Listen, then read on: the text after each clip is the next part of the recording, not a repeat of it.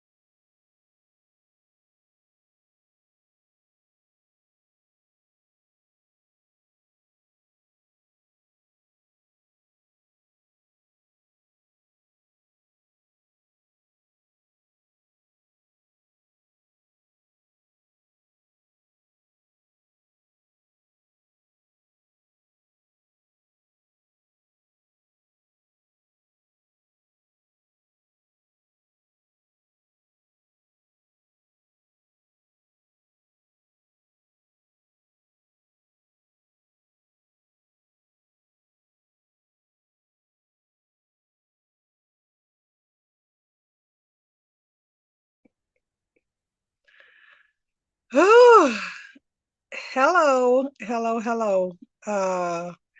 Hopefully you guys can hear me. Please put a 1 in the chat if y'all up there watching. Please put a 1 in the chat if you guys can hear me. I know you probably don't want to drop down right now, but put a 1 in the chat. I just need to know y'all can hear me before I move on to this reading.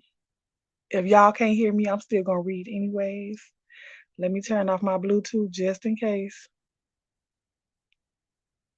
I don't think my earphones are connected. But anyways, hello, and welcome to another episode of Almond Delights Reading Corner. I am your girl, Almond Brown 09, and my laptop just cut off. As soon as the countdown was ending, my laptop just turned off. And it's crazy because it's been on all day long. That's neither here nor there. So we are going to complete our reading of The Label tonight. Thank God.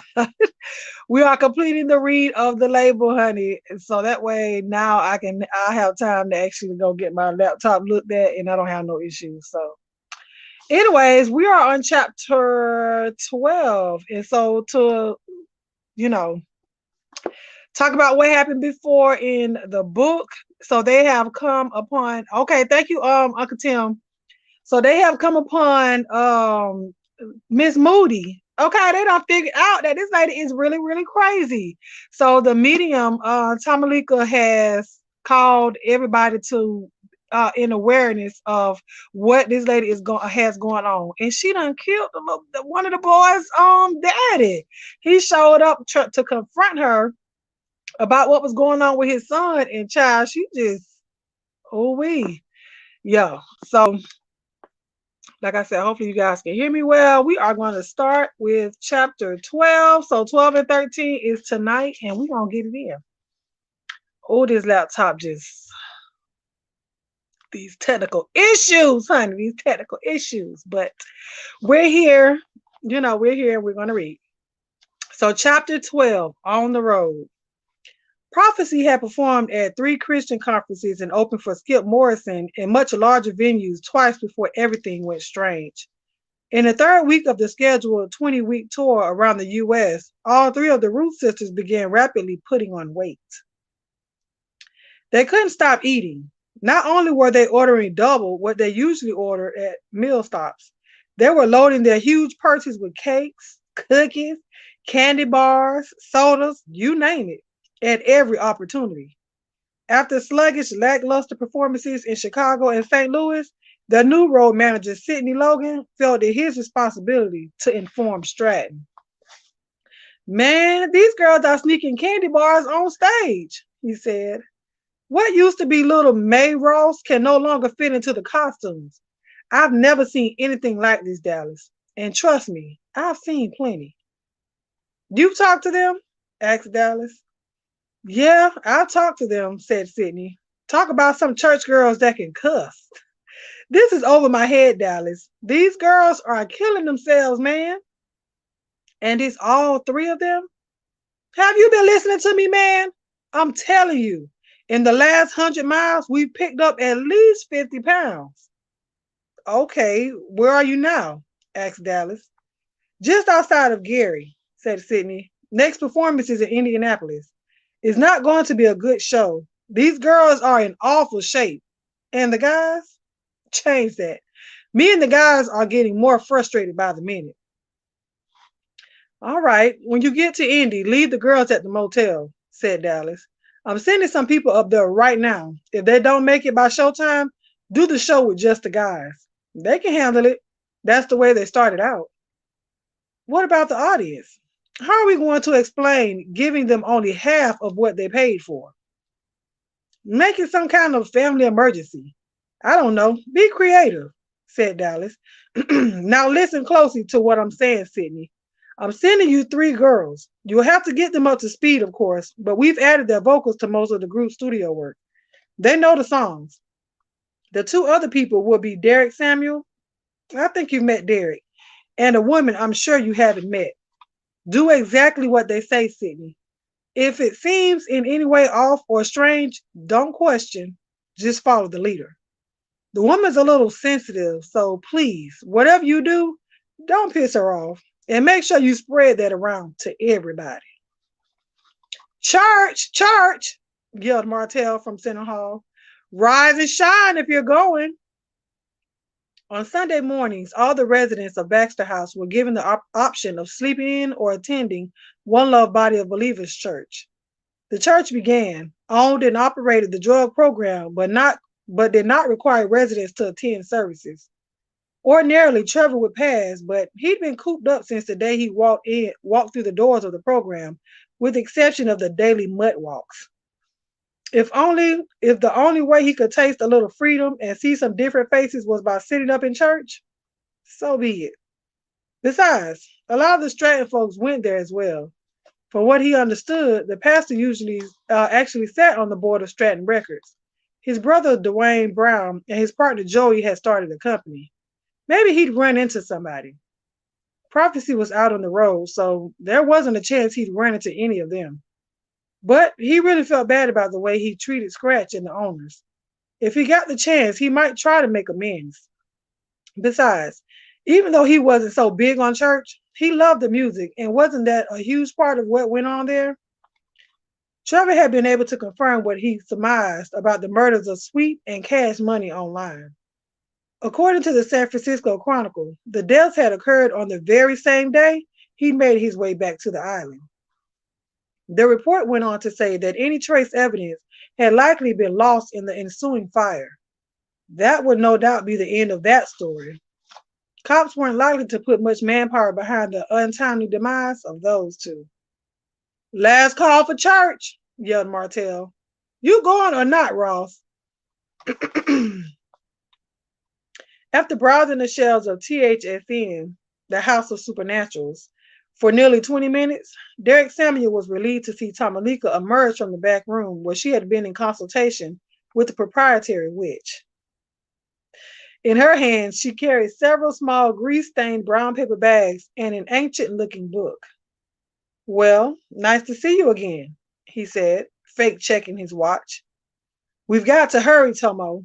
Dallas has been blowing up my cell. Something's happened with the group. Give the woman a card, said Tamalika. It's going to be $650. What? Inflation. Seems everything is going up these days, she said. What's happened, Derek? They're just outside Indianapolis, she said. Something about food and weight. Reception's lousy in here. There it goes again, she said. He checked the incoming text. We're to head straight for the airport, he said. They're fueling the One Love jet for us. Corey and Jackie sat huddled together in the last seat of the Stratton tour bus. Worry, sadness, concern, and frustration sat on their shoulders like bags of wet cement. What the hell is happening? Thought Jackie. Are they together? Thought Jackie. Is this even thinkable? Could their hatred of each other have just been an act? What are you thinking about, babe? Asked Corey. Nothing. Right. What else? There's just so much, said Jackie. I'm worrying about my dad and about your mother, of course. Nothing is making sense anymore, Corey. How could they both come up missing on the same fucking day? Said Corey. Uh, disclaimer. It's gonna be some cussing and other stuff going on in this book. Y'all know I don't want to be cussing, but I'm gonna cuss because it's in the book. Okay? I just want to let y'all know. I don't know about you, babe, but I'm starting to look at Scratch from a whole different angle. He's got to know something, Jackie. A whole lot more than he's telling us, that's for sure. And have you been watching the girls? They're all eating like they're pregnant with triplets. You mean quadruplets, said Corey. I say we have a serious talk with Scratch. Either the dude comes clean, and I mean about everything, or we walk. Maybe it's time we did walk, said Jackie. Fuck this tour and fuck Stratton Records. Keep your voice down, said Corey. We can't just walk away now. We're in this thing way too deep, Jackie. Who says that note was really from my mother? If we if we quit now, what leverage would we have? I say we give the man our ultimatum. See what shakes loose. I wish we had Derek Samuel or somebody like him on our side, said Jackie. He's with the label 100%. We can't even trust what he tells us. Not concerning this situation, that's for sure. Damn, what the hell are they hiding?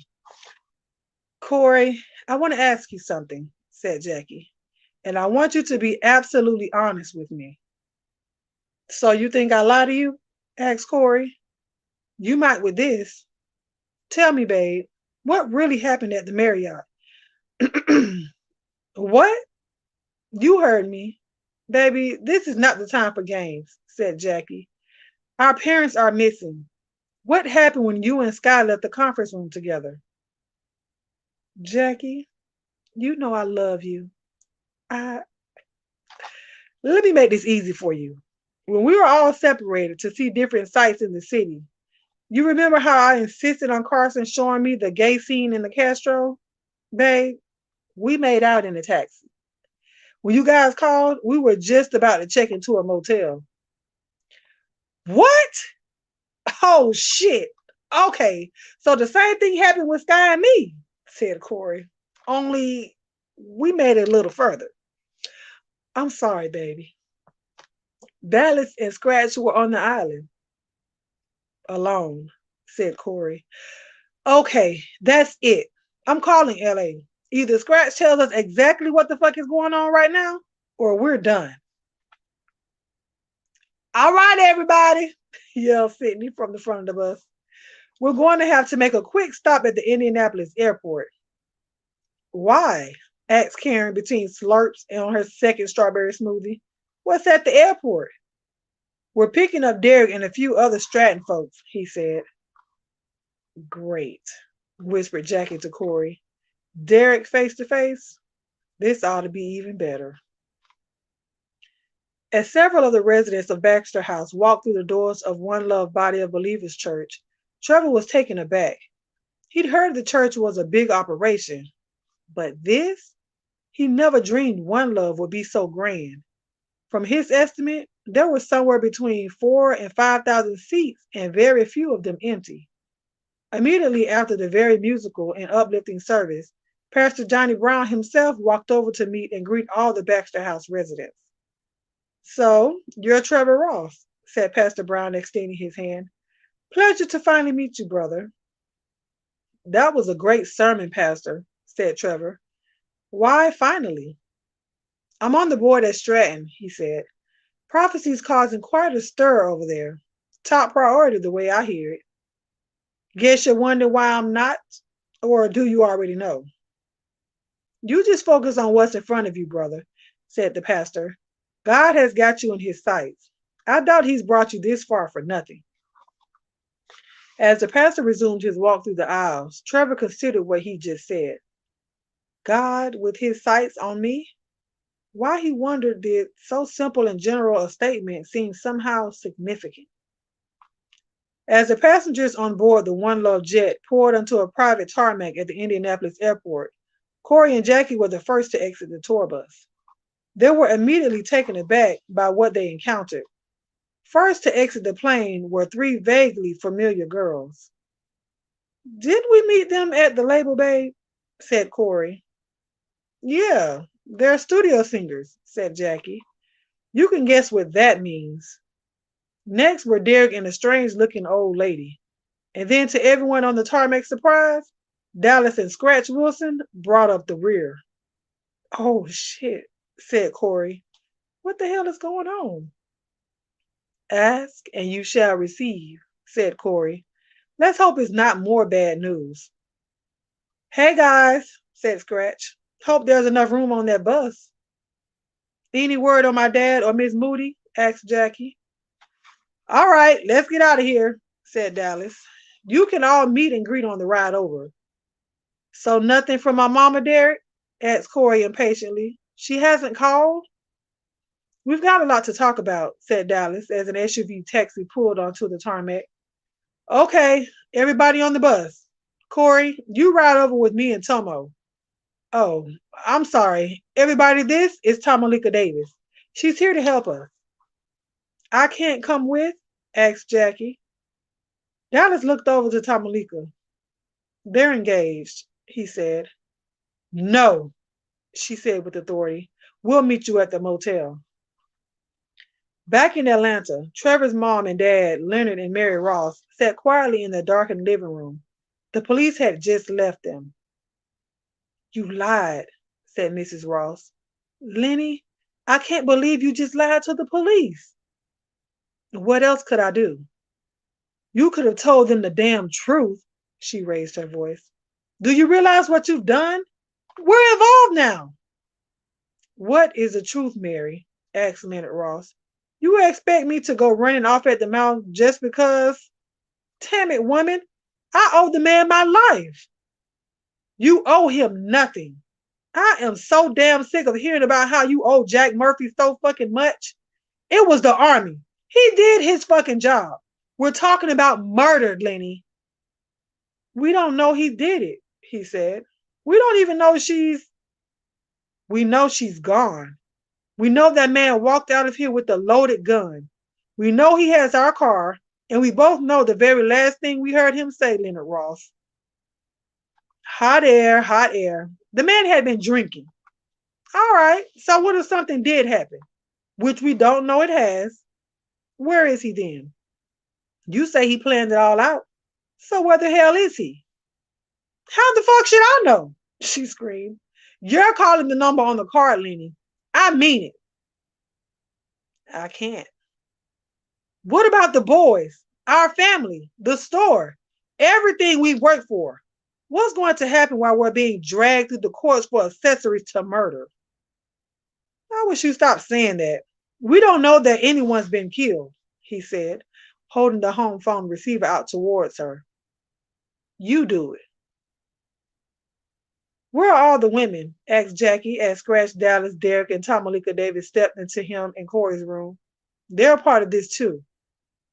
It's not necessary to involve them more deeply, said Derek. At least not just yet.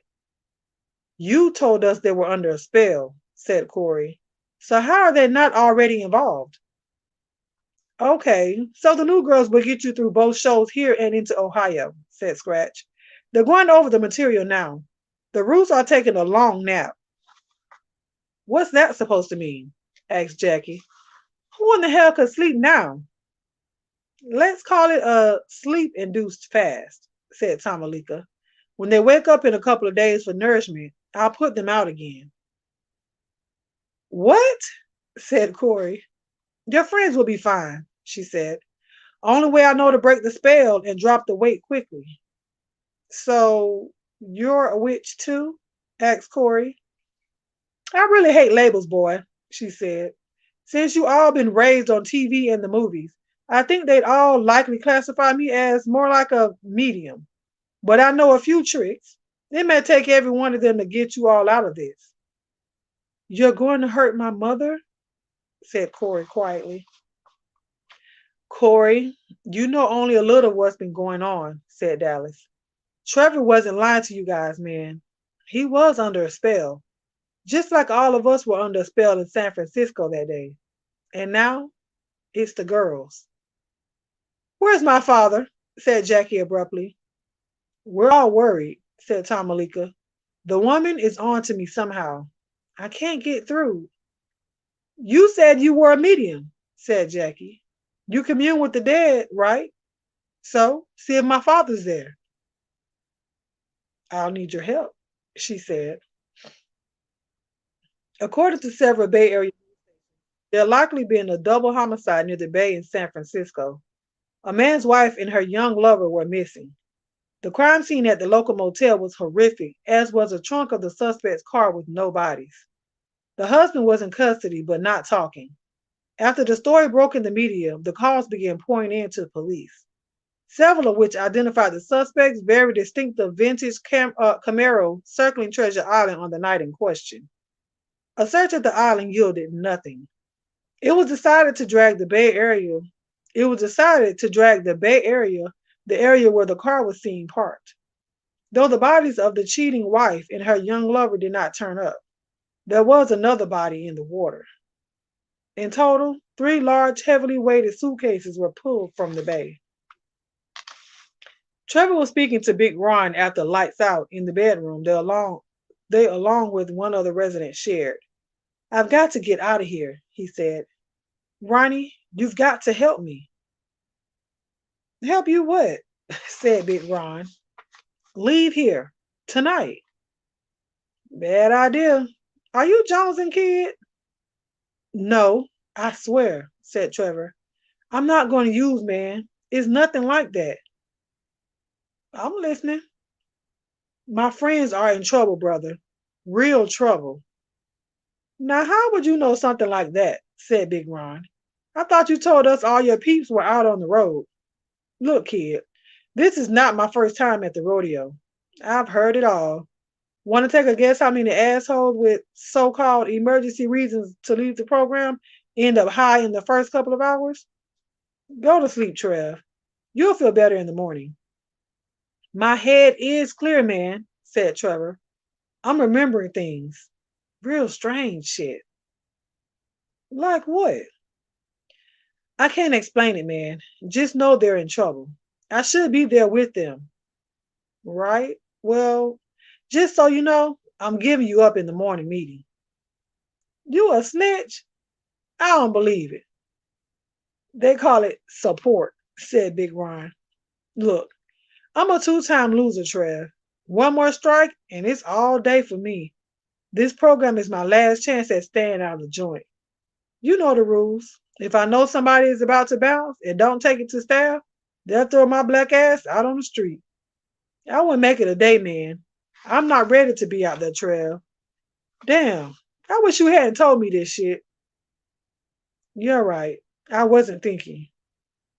Just don't do nothing stupid, he said. You're not on parole or sitting here by the courts. Don't be like that dumbass that tried to climb out the window last week. Crazy motherfucker still laid up. The front door is open. And scene. Hold on, you guys. We are going to take a brief intermission real quick. I'm going to try to get my laptop back on. More than likely, it ain't going to come back on, but hold on. Ow! Welcome on in. It's Monday, y'all. And it's time for another read down at the corner. This week we'll be reading The Label, a love and gospel music novel by yours truly, Mr. Timothy Blaine. Head on over to Amazon.com where you guys can get your copy of the book or download it on your Kindle. Ow! Yes, y'all. We over here reading. Catch me down at youtube.com/AlmondBrown09 over on Instagram and also on Twitch. Come on, y'all. We about to read the label. Are you ready?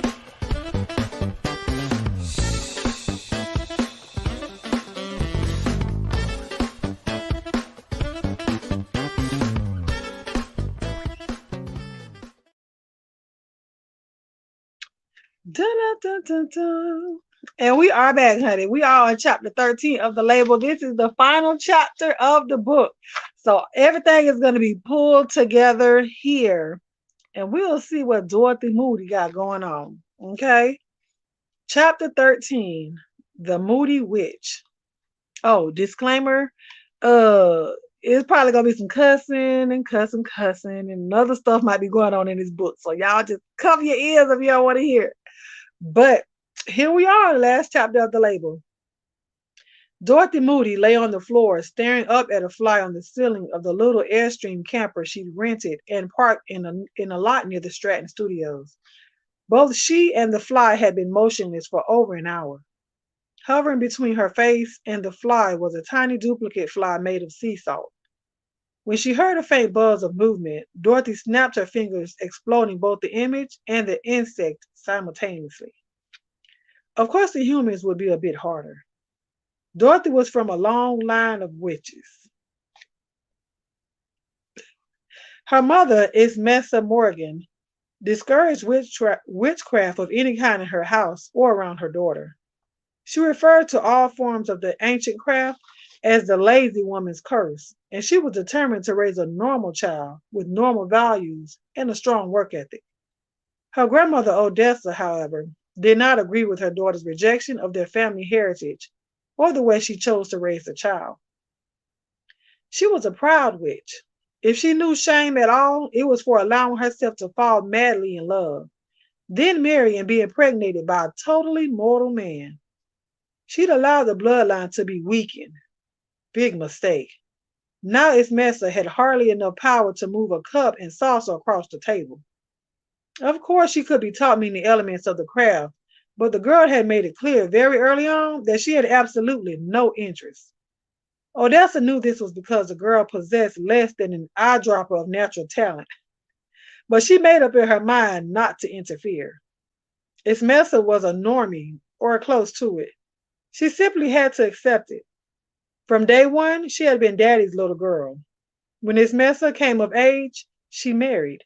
Once again, the man was mortal, weakening the bloodline even more.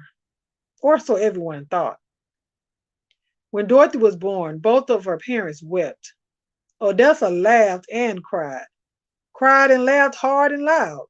It was the happiest day of her life.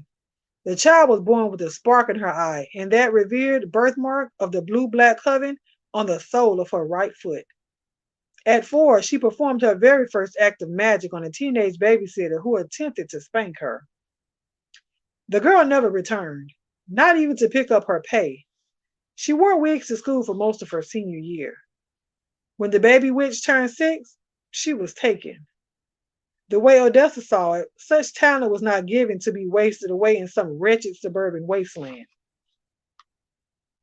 Travel was free and moving. It had been easy enough to track the group's itinerary online, but he had no money, and worse, he had no clear reason for leaving the program or joining them on the road.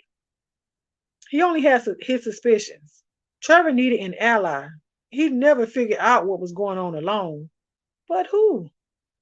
According to the receptionist at Stratton, not only was Prophecy out on the road, but Scratch and Dallas were also traveling.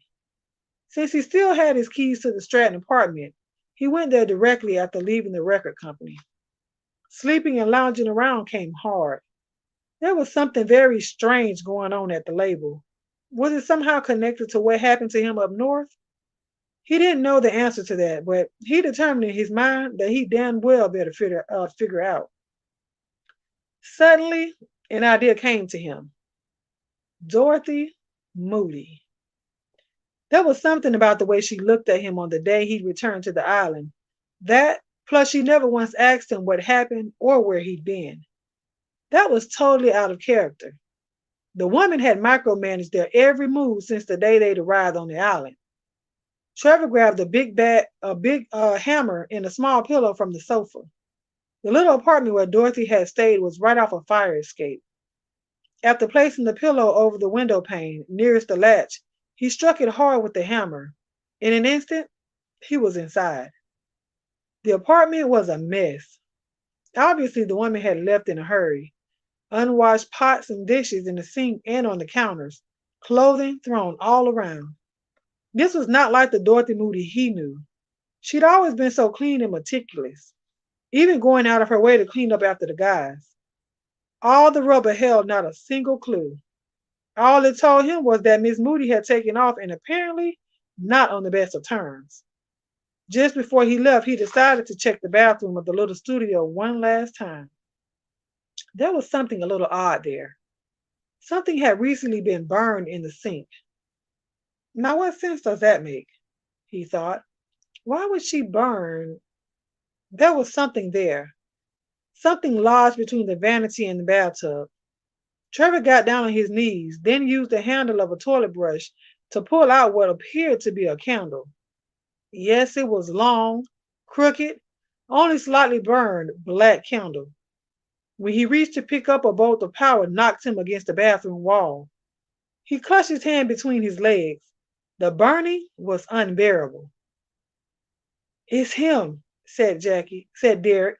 I'm so sorry, Jackie. Oh my God! Oh my God! Oh my God!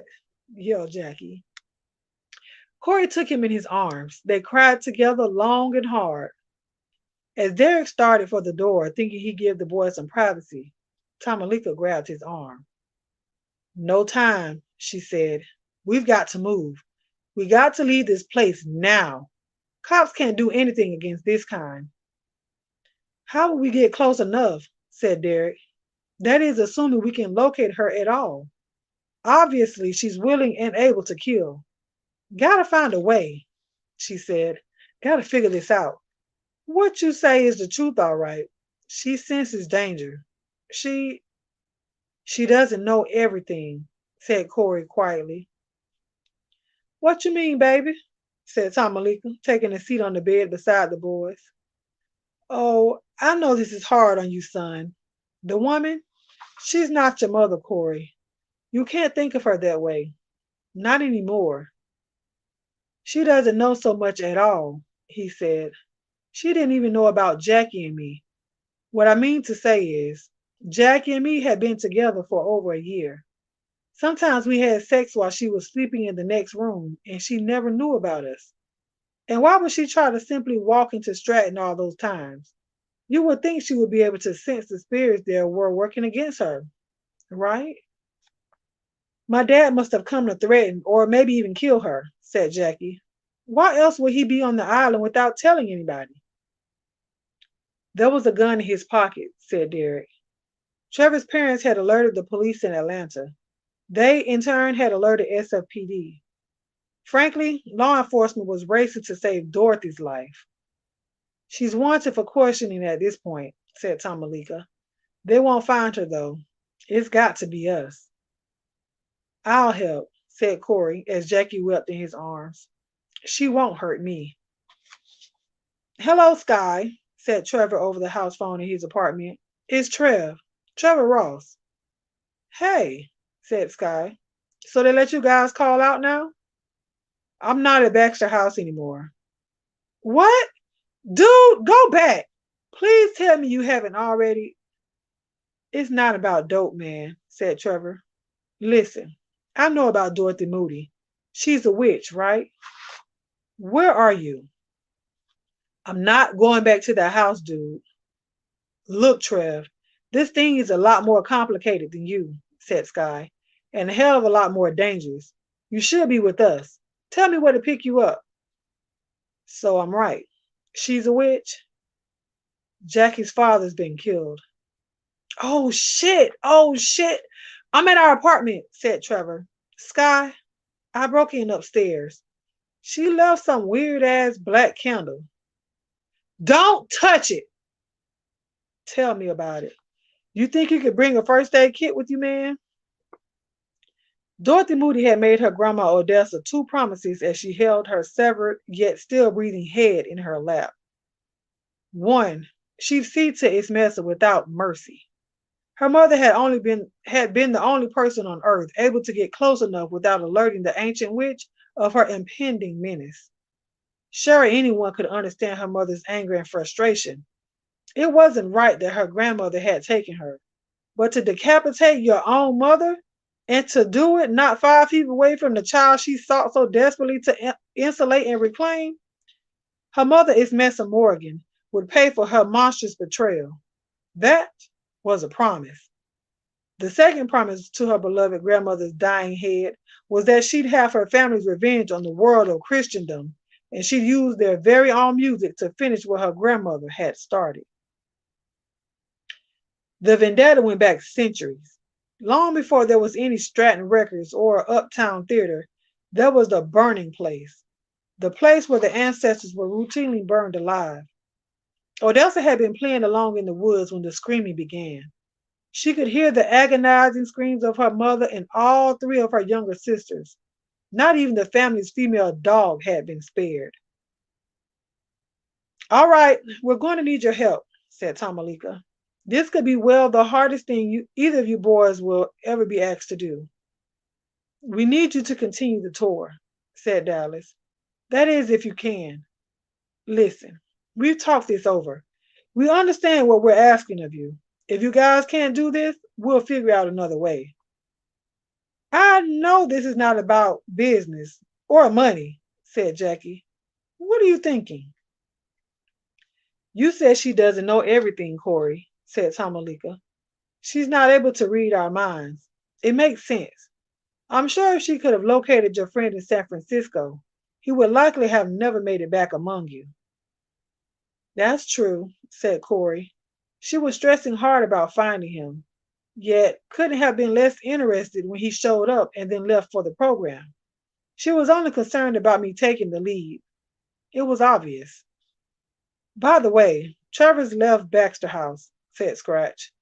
Don't worry, he's clean. He's with Sky and Carson.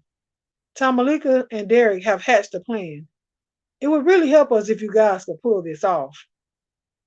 Stay on the road, you mean? Said Jackie. Yes. SLPD is sitting on the story about your dad, Jackie, said Dallas. Only a few of us know. As long as the Blue Black doesn't know that we know what she is and what she's done, we've got a chance, said Tamalika. Can you? Will you do this? Of course we'll do it, said Corey. Trev, how is he?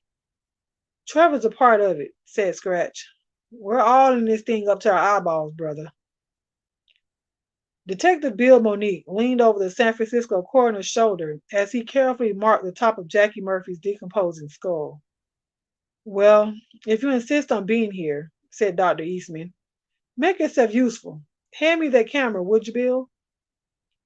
It doesn't look like a knife wound, said Monique. What are you thinking, Doc? Well, it's deep, 9 inches. Notice the angle? Actually, no.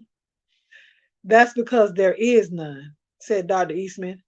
Whatever weapon killed this man came straight down into the middle of his skull, and that while he was standing. Impossible. Unless you're suggesting a spiked chandelier fell directly to the center of his head, I don't see how. I'll have to get x-rays, of course, but I'd say standing, and that's the least of it. I'm listening. With the long, narrow surgical instrument, Dr. Eastman pulled back the remaining flesh around the wound. Lean in close, he said. Tell me what you see. It looks like burning, said Monique. Exactly. Whatever entered this man's brain, cooked it instantly. All right, buddy, this will be your room, said Sky, opening the door to the guest room in he and Dallas's hillside Hollywood house. Edna should be back any moment. Just ran out to pick up a few things. Edna's your housekeeper? Among other things, including cook, nanny when our boys are here, therapist, and sometimes mother. You'll like her. I didn't know you guys had kids, said Trevor. Two boys. They spend about 2/3 of their time in Manhattan with their mother, said Sky. But we have them all summer, and they visit from time to time. Sky, what's going to happen next? Well, first we've got to get that candle. Carson's posted over at your place to keep an eye on things until the others show up. You mean Dallas and Scratch? Them, along with Derek Samuel and a very interesting woman by the name of Tamalika Davis, will be landing here in a couple of hours. They'll retrieve the candle. The woman is a medium at the very least. She's been helping us. Are you as scared as I am, Sky? I think you know the answer to that, said Sky. Try to get some rest, Trevor. I have a feeling we're all going to need our strength. Dorothy Moody was finally, after 2 hours of waiting, able to secure two parking spaces in front of the Stratton building. At 11:50 p.m., she pulled down the tarp she used to cover the large hole she'd previously cut into the roof of her rented camper. At the stroke of midnight, she burst from the hole straight up into the air, only to land directly in the center of the marquee hanging from the facade of the old Uptown Theater. In her right hand, the witch bag. In her left, a wrought iron bowl the size of a walk. Quickly, she pulled a bottle of rainwater and sea salt from the bag. She had to work fast. Before a single granule of her magic sea salt hit the water, Dorothy Moody was sucked into the Stratton building through a rectangular air vent in the base of the marquee. Whew. We've got to get over there, said Tamalika as she stepped into the private tarmac at LAX. Quick! I mean, like 10 minutes ago. What's happening, Tomo? Said Derek. She's inside, said Tamalika. I'm hearing Brandon. The blue black is in the structure. Damn, looks like it's about to go down, said Derek. What's our next move, Tomo? Asked Dallas. We need to be there, she said, but I need the woman's candle. Carson or one of the others can't pick it up, said Scratch. He's already there in the building. Way too dangerous. Takes a special hand to handle an evil witch's tools. Believe me, I know, she said, holding up both her strangely discolored hands. Take me to the apartment first. As the van now carrying Carson, Trevor, and Sky, along with the others, pulled up to the Stratton gate, Trevor said, Hold up, guys. You see that? See what? Said Dallas. What's going on, Trev? Let me out, said Trevor. He then ran back behind the van and into the street. Oh my God! In a flash, everyone except the driver had exited the van and joined him in the street. All their eyes locked on a faint image hovering over the old Uptown marquee. My God, said Sky and Scratch in unison. At first glance, it looked like some sort of badly lit hologram. Tamalika Davis gave voice to what they were seeing. It's salt, she said. Oh, Jesus, said Dallas. For long moments, no one could move or speak. There were no words. Hovering just above the marquee was a huge image of the Stratton tour bus made of salt. Quickly, yelled Tamalika, turning back and moving fast through the now open gate. Not a moment to waste. Everyone sprinted towards the side entrance of the building.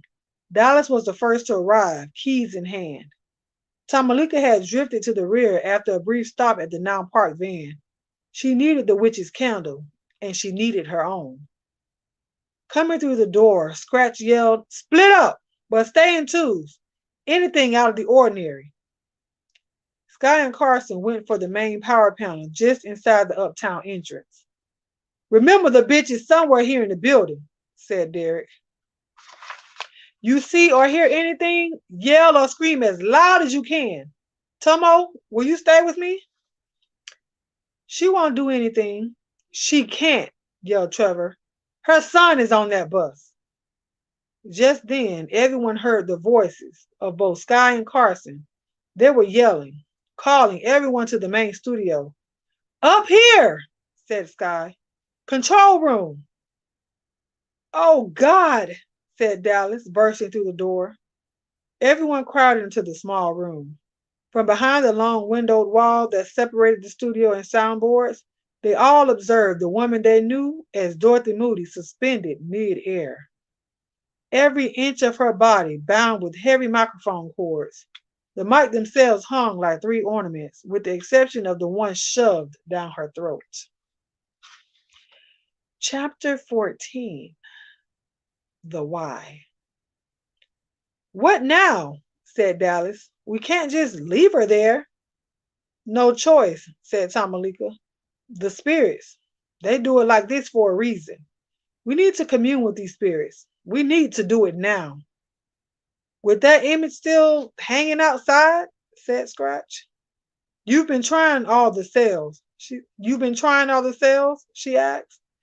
Trev, Sky, and Carson are on it, said Derek. They're out on the roof. Nothing new with the image. Trev says he can see the woman's bag and bowl. He can't get near them without disturbing the image. Something's blocking their signals, said Dallas, hanging up his cell, which was functioning as a walkie-talkie. Highway patrol in Indiana and Ohio have been alerted. 2 choppers are in the air. What do you need, Tomo? Everyone back in the control room, she said. Get the others back in here. If you pray, now is one hell of a good time to do it. Just then, Dorothy made several sounds for the first time since she'd been discovered. Not an easy thing to do with the microphone lodged in her throat. She's trying to say something, said Dallas. Cover your ears, yelled Tamalika. Let's go! Out! Be quick about it! Trevor sat quietly in one of the 7 chairs pulled around a makeshift table in the center of a control room. Dorothy Moody hung suspended by heavy cords in the darkened studio behind a windowed wall. Heavy drapes had been pulled to only a few inches apart, lest no one be distracted. Trevor prayed without ceasing. This was a first for him. He'd never been much of a believer in anything outside of the natural world. Now he thought that surely if there were witches and ghosts roaming the earth, there was one hell of a good chance the big G also existed. The image now hovering over the marquee terrified him. How could it mean anything other than danger for everyone on that bus?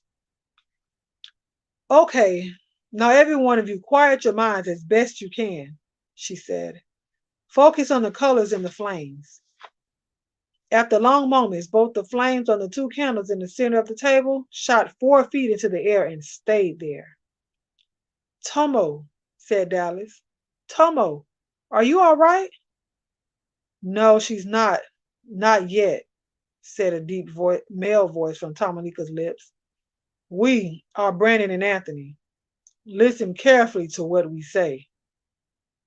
You can all guess that your friends are in grave danger, said a second voice from behind the same set of lips.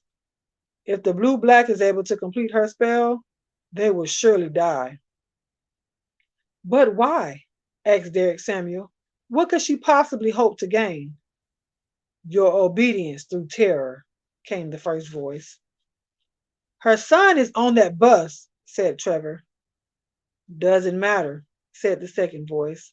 What matters is her evil mission, or I should say her grandmother Odessa's plan. Plan? Said Trevor and Dallas in unison. Most of the blue-black family in Coven were burned alive on this very spot centuries past, said Brandon. Only a single young girl escaped extinction. Odessa, said Sky. Yes, it was the one we knew as Odessa, said Brother Anthony. She swore vengeance on the Christians of this region. It was the Christians that burned all but one. Odessa was a powerful and evil witch. She came very close to achieving the most powerful mass spell ever accomplished by a blue-black witch. That album, said Brandon, the one you completed on Treasure Island? Destroy it. What? Came half the voices in the room. We thought we could stop her by simply blocking her entrance to the studios here, said Brother Anthony. Now we're not so sure. The witch was on the island with you. Her plan is so evil and so vast that we cannot take a chance. Are any or all of you familiar with the words subliminal message? Said Brandon. We believe the witch. What's that noise? Said Dallas. Listen, does anybody hear that? Derek Samuel stood and immediately ripped the heavy drapes from their rod. Sky went for the light switch. Rats! Yelled Trevor. Oh my God, said Carson. They're eating through the cords. As the two candles in the center of the table went dim, new cords from all the equipment in the control room burst through the heavy plexiglass window as if by their own strength. Huge rats were ripped from the cords and flung in every direction as the new cords wrapped themselves around Dorothy Moody's hands, arms, and mouth. At once, the witch bag, which had been left out above the marquee along with the witch's bowl and the god-forsaken image of the tour bus, dropped to the floor just as its ancient wooden handle broke through the ceiling of the studio. The time is now, screamed Tomalika Davis, bursting into the studio, brandishing two strangely crooked bottles of brown fluid. She quickly removed both lids and began dousing the still bound and now frantically squirming blue-black witch as she chanted unintelligible words. Everybody out, she screamed. After pouring the few remaining drops of liquid into the witch's bag, Tomalika reached into a bizarre long pouch that hung around her neck. It was the witch's candle. As everyone watched, the strangely pure red flames engulfed the still suspended body of Dorothy Moody. A large piece of glass from the window that had separated the two rooms lifted and seemingly hurled itself across the room, severing the evil witch's head. Woo! Meanwhile, on a darkened stretch of road just outside of Akron, Ohio, the Stratton tour bus abruptly broke acceleration. Everyone on the bus breathed a sigh of relief simultaneously. Several picked themselves up from the floor or the places where they had been wedged between seats. It had been 7 minutes of terror. Suddenly, cell phones were ringing. Corey, yelled Trevor through the phone line. Corey, can you hear me? What's happened? Said Corey. How's everyone, brother? Said Trevor. We've been calling and calling. We're all okay, he said. Well, at least we're all alive. It was my mother, wasn't it? She tried to kill us all. She tried to kill me? She's gone, Carson, said Trevor. Dead? Yeah, I'm sorry, brother. Sorry? Not for her, said Trevor, choking up. I love you, brother. I love all you guys so fucking much. Bless the Lord God. It's over. So, do we toss it? Said Scratch. You heard them just as clearly as I did, said Dallas. I'm sorry, brother. It was a great album. No way we can release it. Now, hold on a minute, said Tomalika. Tell me again what they said. Be precise. It was Brandon Stratton, said Sky. He told us to destroy the album we just recorded with Prophecy. He said we couldn't take a chance because Dorothy was on the island with us the entire time. Yes, we believe the spell was for mass suicide, she said. Imagine that. Hundreds of thousands of Christians taking their lives. You got to admit, it was one hell of a plan.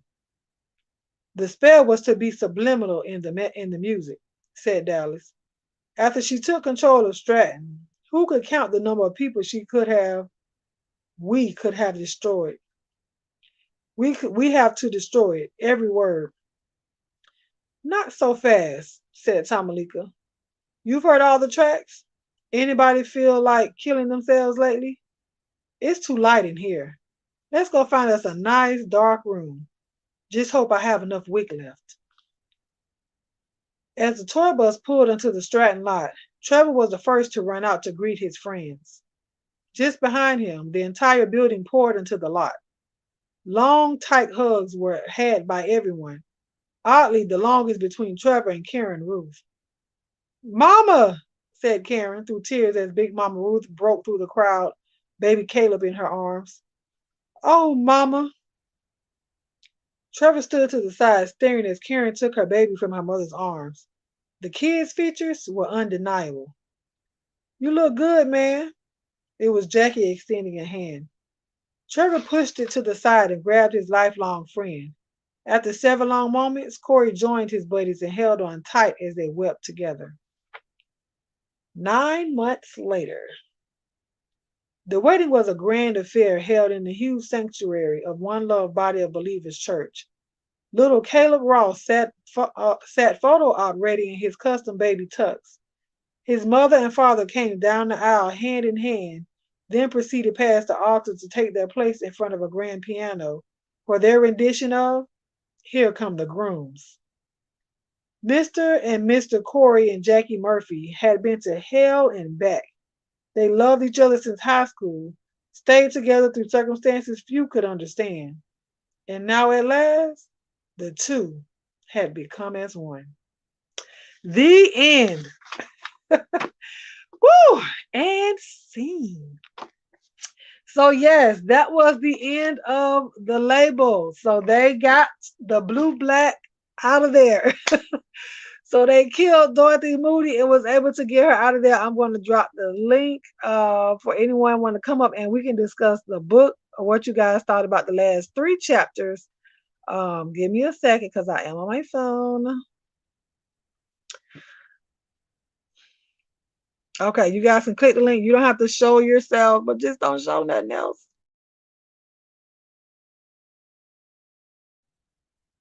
But yeah, so it was good. The book was good. I was not expecting what it was. When I thought about the label, I just thought about music. I did not think that it was going to become a ghost story, okay, or a witch story and all of that stuff. So it's the price, the things that people would do for fame. Okay, she wanted Dorothy Moody, the blue black witch.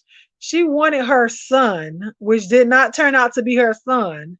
So if y'all want to know how that all happened and you did not hear that part of the story, I advise you to go back to the beginning.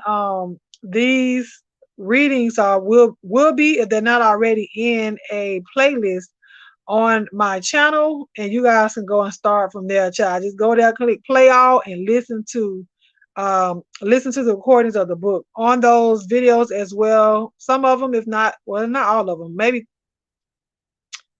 I think he was on about 4 of them. The author, Mr. Timothy Blaine, was there to discuss what happened in the book with us, so you guys will be able to hear that as well.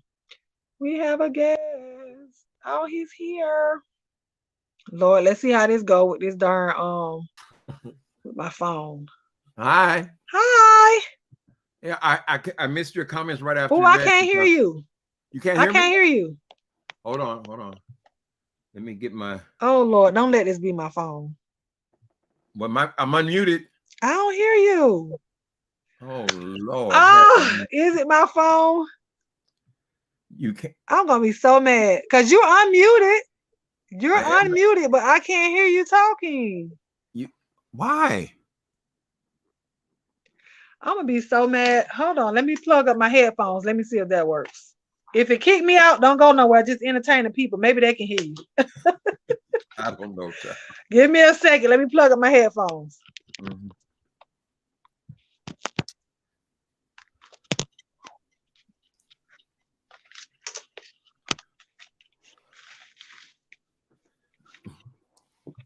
Oh Lord. Oh wait, I know what it is. Hi, chat. How y'all doing? Child, I didn't need my headphones. Hold on. Hi, Freddie Nightmare on the YouTube streets. I still can't hear you. Oh no. What is going on here? Should I try to go out and come back in? You talking, but I can't hear you, Mr. Okay. Tim. I see your lips moving, honey. Okay, he gonna come out. He gonna go out and come back in. Can you guys hear me? The bubble was moving. Oh God. Oh, I look real greasy. But hopefully he'll hit the link and come back and see. We'll see what's going on. I don't know why I couldn't hear him. I know he was talking. Let me check the levels. See, I heard that. I'm checking my I'm coming, Mr. Tim.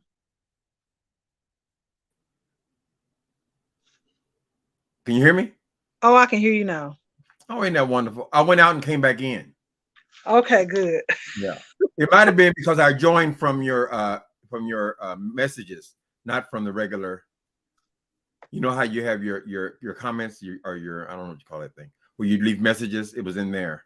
Oh, okay. Yeah. Yeah. So you finished the whole series. That's a lot of I, reading, honey. That's a lot I of reading. know it was five. Was it 5 books? 4 books. Yeah, there's 5 books in this series, right? 5 books. There's 4 books in this series.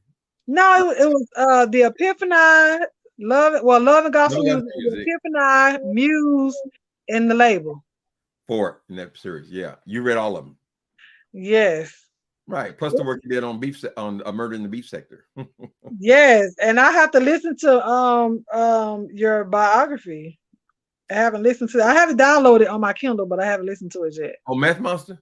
Yes. Yeah, that's a one-day read. You'll like that, I think. I listen to it while I'm at work. I have time to sit here and read books with y'all, but when I'm not in front of this camera, I am on the go. So Right, excuse me, listening to it, it'll be better. That's why I downloaded the Audible version, the audio version right. of it. That's all I ever read is Audible. All I do is listen.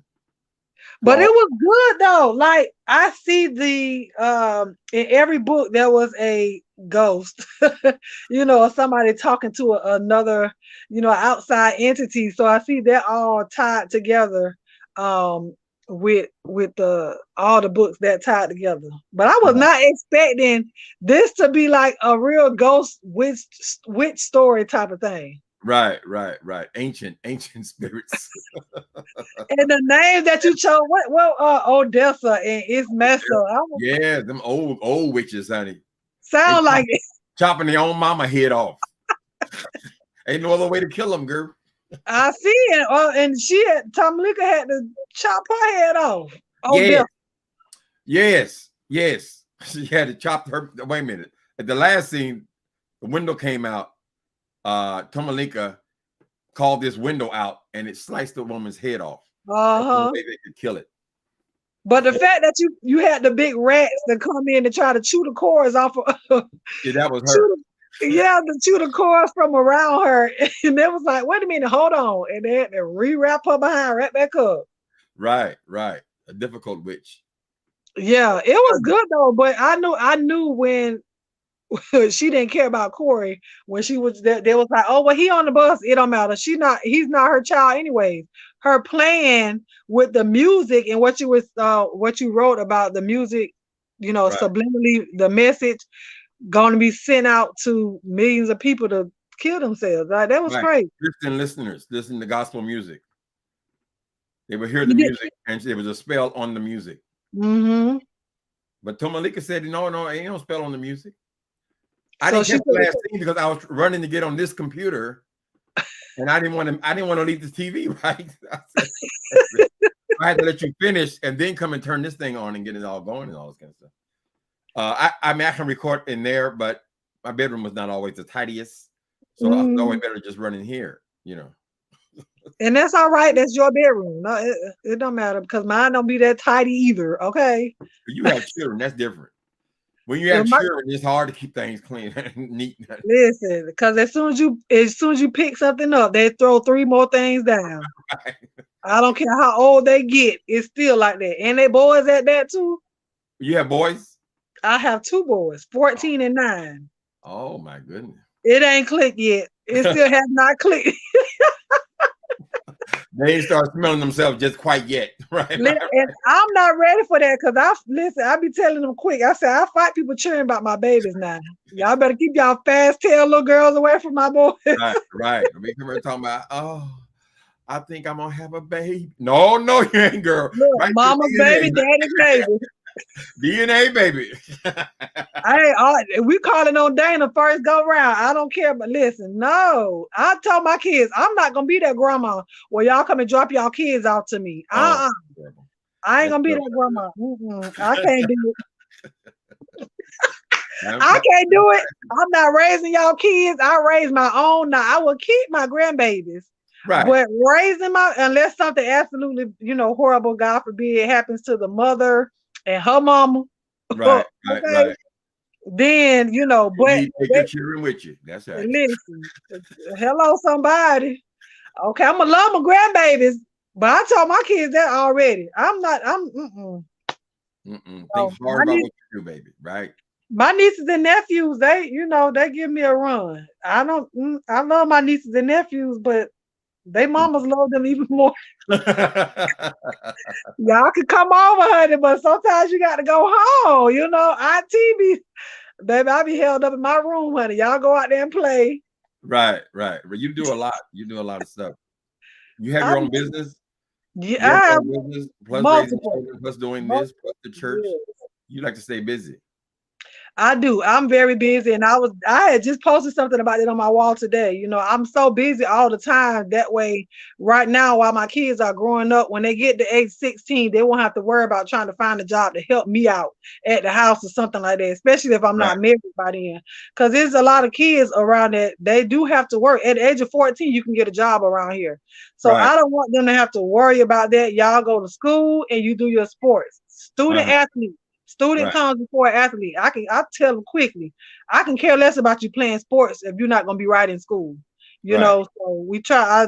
I do that and work as much as I do, so that way they're still able to be provided the lifestyle that they're used to and be able to play sports and just worry about that Right. until they have to get out on their own. Look at my Right. sister. She dropped down. She must have heard me talk about my nieces and nephews. Baby, when I was 16, I started my job at Uptown Theater. My mama Mhm. told me, she said, "Baby, don't nobody live for free." That when you start charging me rent, girl. Oh my Oh, gosh. baby, I want to train you up so you understand. Everybody Wow. pays, right? Now, see, but even with that, because I try to tell some of my clients about that with one of her sons. He's working, so I told her to tell him to pay like the cable bill, right? Uh-huh. But when he give you the money, just because she says she don't need him to pay no bills, but she want to teach him how to save, or he want to get a car or something, but she Right. don't want to pay for it all outright herself. So I told her what you do is tell him he gonna pay the cable bill or the Wi-Fi because he use that all the time, and you just take the money and just save it. Since you already pay it, it's auto pay. You take his money that he think he paying bills with, save it, and when it comes time, if you gonna match it, then you present him with the car or whatever. Like you use the money that he already put aside, because he's Right. not gonna put it aside voluntarily. So sometimes Right. you gotta trick him. Right. Okay, Yeah. you Well, gotta trick him into saving. tell your sisters. This is your sister, your niece. That's my sister in the chat. Okay. Tell your sister. Listen, don't be co-signing for these cars either, right? Because my mama co-signed for me almost a brand new car, Mustang Mach 1, right? Uh, And a year later, I decided I'm moving to California, right? And I made it all the way to Las Vegas. The car broke down, right? And she said, "Oh no, baby, you bringing that back? My name is on that, right?" So she had to bring the car back. I had to go all the way back to Indiana because she had co-signed for the car, right? You're gonna make these car payments and you're gonna make insurance. if you can't Right, buy it outright, don't put. Listen, I already know. My name mean everything to me. I ain't right. signing my name on nothing. I don't care if it is my kids. I ain't doing that. Save, baby, save. That's right. That's right. They'll be all right. Look, she Right. already said she knows she not co-signing for nothing. That's right. Don't put your name on that, girl. If you can't afford it, Wait a minute. you gotta. Wait a minute. If later on you got to bail them out, girl, I'm putting my house up now. I'll help you out as best I can, but I'm not putting my house up to get you out of jail. Not at all. Running off with some young girl. No. I'm Right. homeless. I end up homeless. Lord have mercy. You pay for them to get out, then they turn around and run off with somebody else like you ain't just helped them. Listen, I understand, but that's why I do what I do. That's why we do what we do. So our kids, because like my kid's dad, he was supposed to. Well, he signed up or he got signed to play ball across seas or whatnot, but he chose to stay here to help his mom. Right. you know, with the bills and help finish raising his sister and everything like that. So he could have left and played professional ball. But Mm. as a man, you know, he chose to stay here and, you know, do what he did to help his mom. I don't want my kids to have to go through that. You know, Right. with me or him. Both of us work tirelessly so we can afford our kids to do whatever it is that they want to do, you know, as long as they work for it. Right. You know what Right. I'm saying? I'm that parent that be like, oh no, you ain't getting nothing. What did you do in school? Did you clean your room up? Oh, you didn't? Well, no, I'm not getting you nothing. You know. Right. Right. Right. Work for it, honey. Yeah, but daddy is the whole, well, I'm gonna get it for him anyways. And so I'm like, well, you deal with that over there. Okay. Right. Not over here. Right. So At least he's still helping out. Then. oh, listen, that's one thing about it. I've never had to worry about him, never questioned whether or not he was gonna be there. You know, we're not together, but people still think we are together because we co-parent so well. You know, there's never it was never none of this. For Right. what? You know, we can still be friends and coexist for our kids. It's about the kids now. It's not about us. It ain't about our relationship not making it. It's not about any of that. You know, Right. if a lot more people are worried about the kids instead of themselves and who the other person sleeping with, they Right. wouldn't have all these issues that they have. And they You wouldn't know? also dropping babies all over the place. I mean, just have a couple of kids. Don't have 8 kids with 8 different women. I mean, that's when they get in trouble. Yeah, but then you also have to look at the woman. If you lay down with a man and have 4 kids from him, and he ain't took care of the first one, I don't blame the man at all. At that point, it's your fault. You Mm, keep laying down, opening your legs to this man after he didn't take care of your first child, not first mm. two, but the first one. Lord, a dog. Yeah, You should have known it when he got off the elevator, child. He's a dog. baby, when you press the button, honey, when that thing said ding and opened up, you should have heard it ran the other way. Right. No, instead you entered into the elevator and went up to every floor and had a baby on every floor. No. No, we ain't All the doing baby that. mamas fighting because they want their check. No, it's mine. It's mine. I had him first. Yeah, but You sooner or don't pay later, me first. they ain't gonna get nothing. After a while, you the fifth baby mama, you ain't getting nothing from this man. Mm, mm, mm. You're not getting nothing at all. So just be wise who you having children with. That's what I Right. say. Right. Right. Just be wise. But anyways, how's your book going with the second part of Murder in the Beast Oh, section? yes, yes, yes. So I'm glad you finished that series. But now I'm in the goal was 45,000 words. Mm-hmm. I'm at 4,600 words. So I'm in the last, of course, it won't be exact, but I'm in the last couple of, not even the last chapter. I'm in the last paragraphs of the Oh. new book, Murder in the Beef Sector 2. I got to come up with the right name, but it's just about done. Yeah, and then when I get through with the first draft, oh, you've got quite a role in there, actually. I think you'll be pleased with that. Oh. But after I finish the first draft, the second draft is very fast. It's just Mhm. catching my own mistakes kind of thing, and then we hand it over to the publisher. I mean the editor. This time I'm just going to pay an editor. I've relied on other people to edit before. And it kind of takes a long time because they only have a certain amount of time to dedicate something like that. But what I've discovered with Murder in the Beef Sector is you can just pay somebody, and they can do it for $300 or $400, and it'll be real quick. They can do it in 30 days. So the book will be out real soon. Yeah. That's exciting. I'm ready. I'm ready for it. I'm ready to see what my part is, but I'm ready to see how it all ties in from the first book to the Right. next book, honey. Because we know they almost got. Well, I ain't gonna tell it just in case they It's a almost. trilogy. So, is it going to be a trilogy? You going to add another book after this? Yeah. It'll probably be my last book. I'll be an old man by the time I get finished with it. But my plan was to make it a trilogy. I like writing series, really. And you can you can continue the story when you get through with a book. You want it to keep on going. So a trilogy should be good. The other one went 4 books, but this will be 3. That's gonna be. I think. But this one is just about done. It's a good book too. It is. I'm ready. I'm ready. You should have. If it's. Let me see. I think because it's Murder in the Beast set, and then the person was revealed, right? Because it could have been like Out of the Shadows avatars or something like that. I don't know. Right. I don't know. I remember how Murder in the Beef Sector ended. I'm getting older now. How did it end? I forget. Just It'll go come back back and to me. listen to the last chapter of the audio version of it, and then you'll remember. Right. Oh, I remember. I remember. The I know. memory only goes, it comes and goes. You know how old people talk, honey. It ain't listen, Something it ain't old, just old people because something moved. my memory do the same thing. So, it'll go and come too.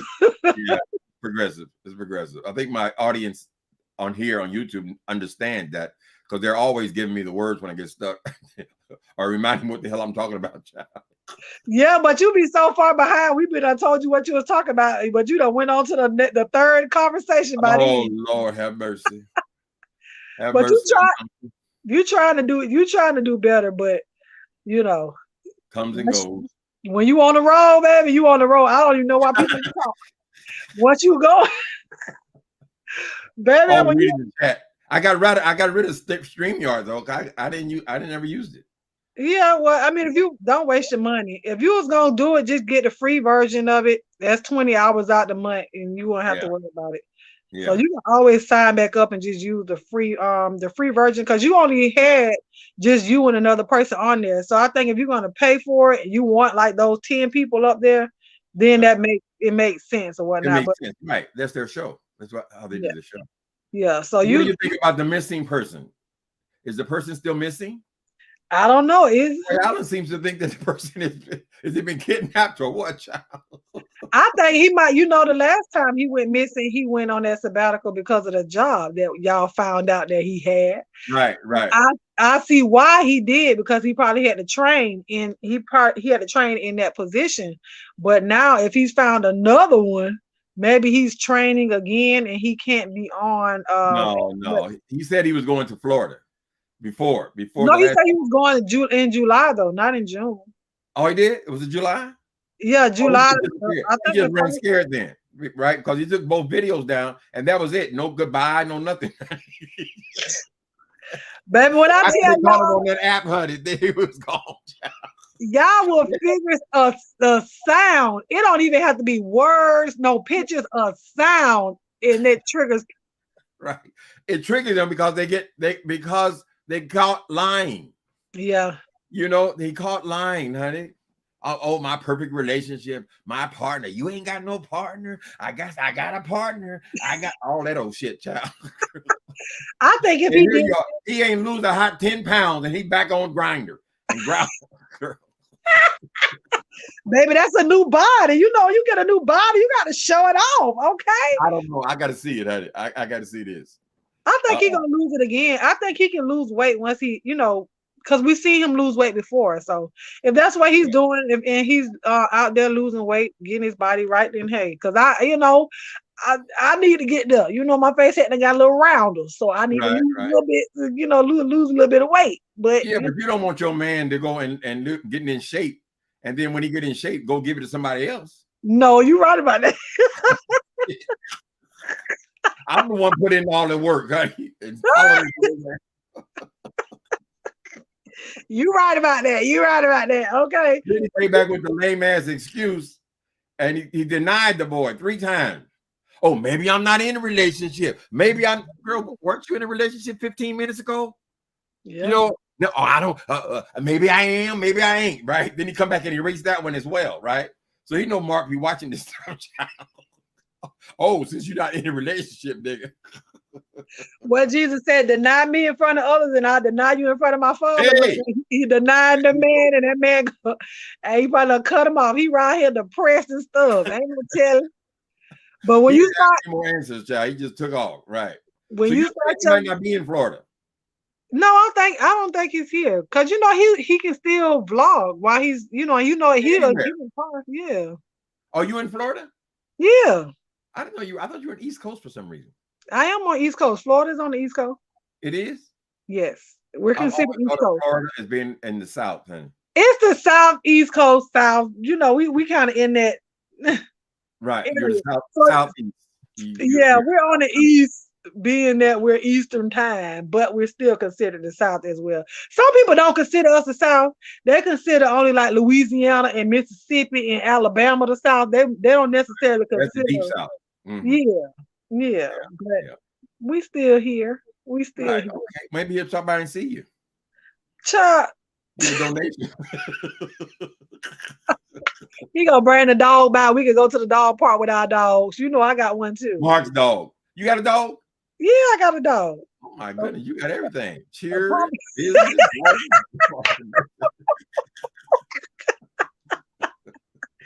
You like a full life. You like to have a full life, honey. I do, and I'm just waiting on my husband to come find me, child. Just waiting on my husband. Right. And it'll be complete. With or without, honey. Listen, I'm gonna live a full life, okay? Like you said, with or without one. Right. That does not define nor validate me. But it's nice to have one. You know, it'd be nice to have one, but yeah, you ain't lying. Oh. It would. I mean, it's always great to have companionship and so forth. Yeah. I think women, you know, at least you have your children, though. You have family. Yeah, I'm not gonna put my kids in place of a man. We ain't doing that. Like some people, right?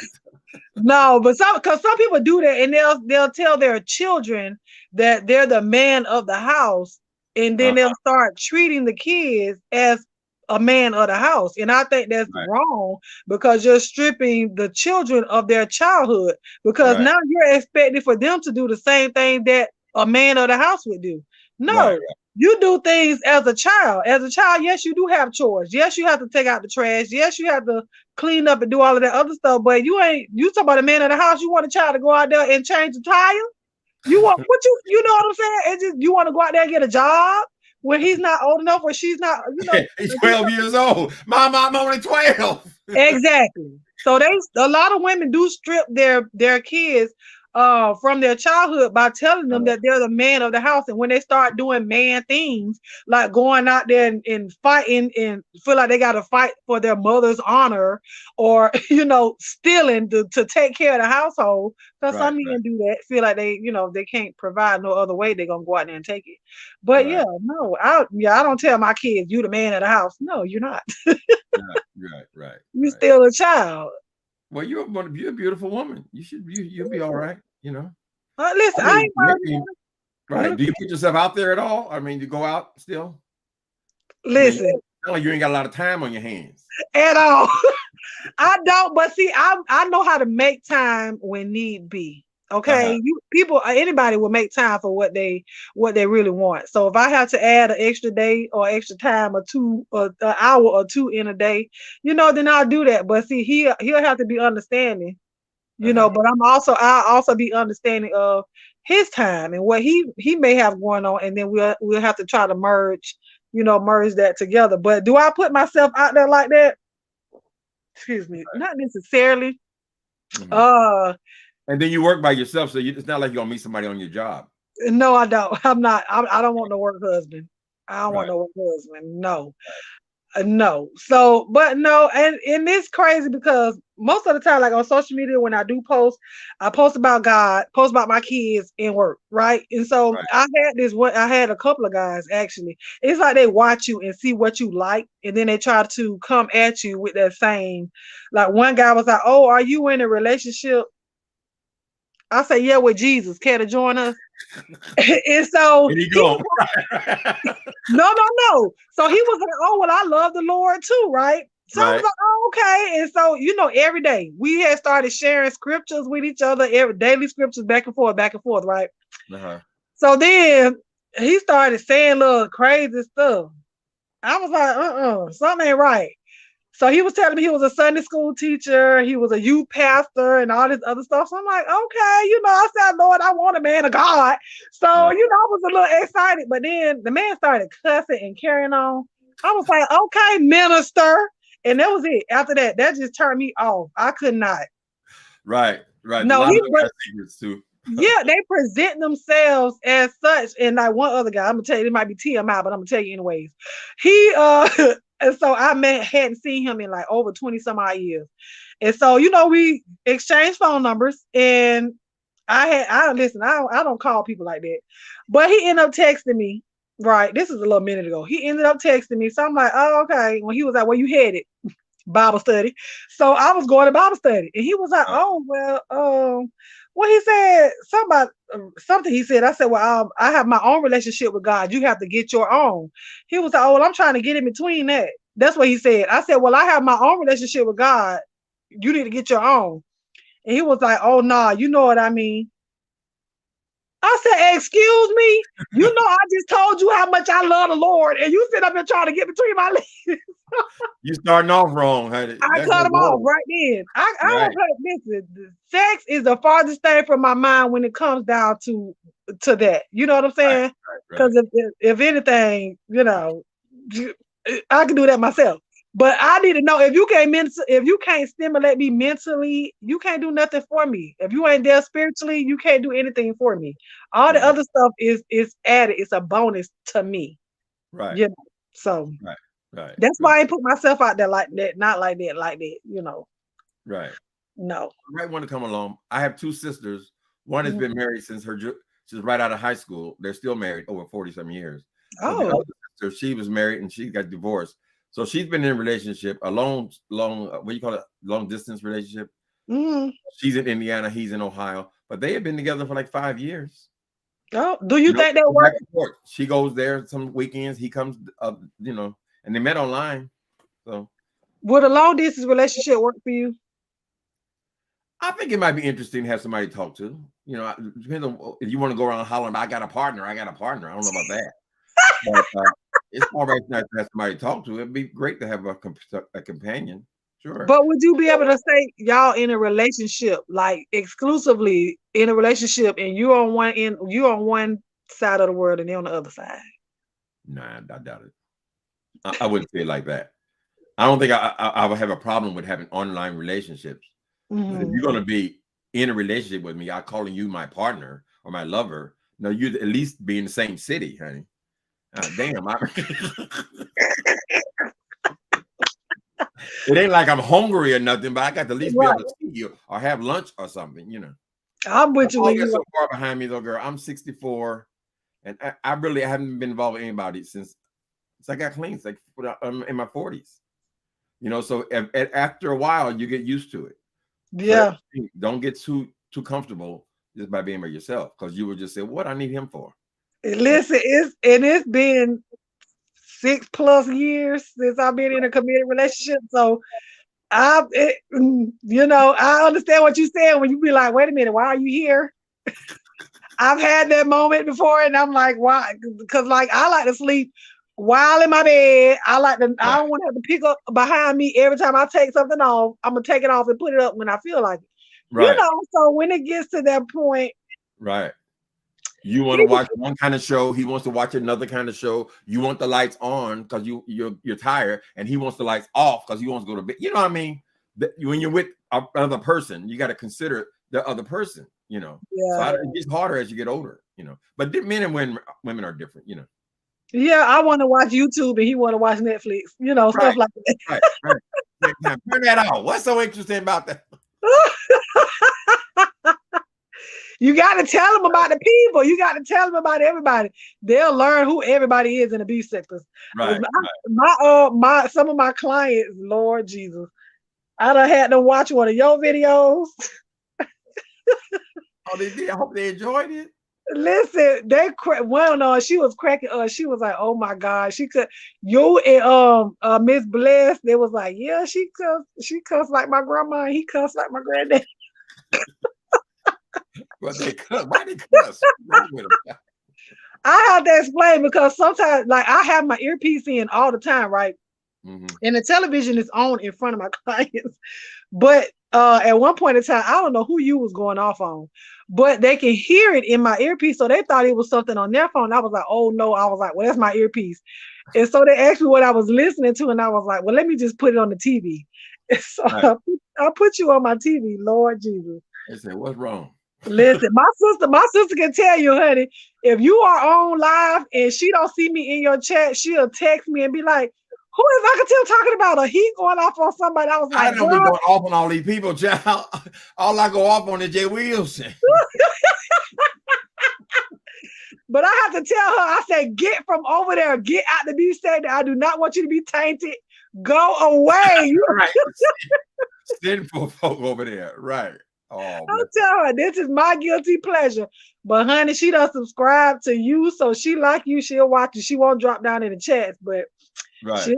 She'll watch you or what. I think she might have watched Jay Wilson. I don't know. She said something about Tracy. You was going off on ZX one night and she went over there. I said, you better not go back over there.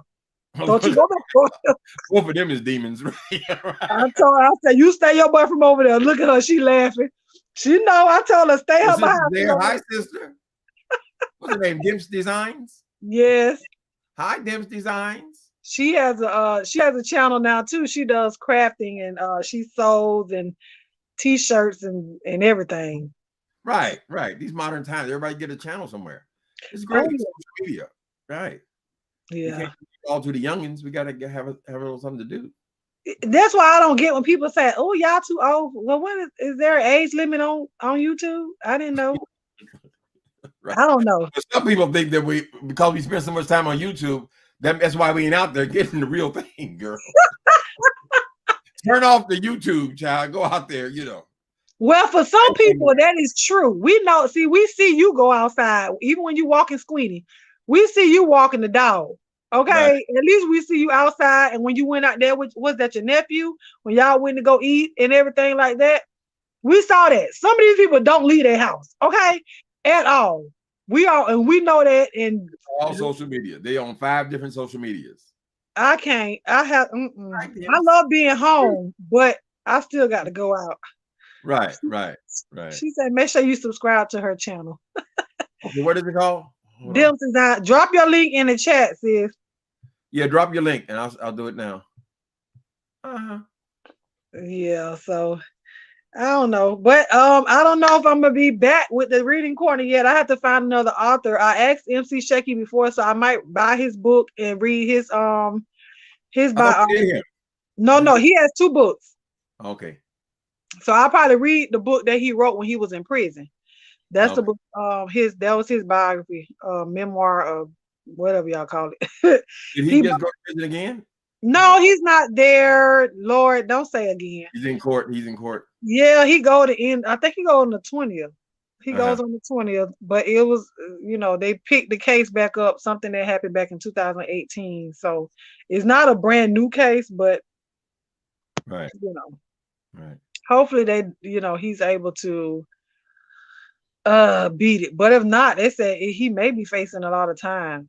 Yeah. Well, they always give you the high number at first. So usually you plea bargain down. So yeah, but they have that 3-strike thing, and I don't know if this is his 3rd time going. He was in there for 9 years before. Oh, he had a serious crime. Okay. Sound like financial crimes, all right? Yep, it's fraud and stuff like that. So yeah.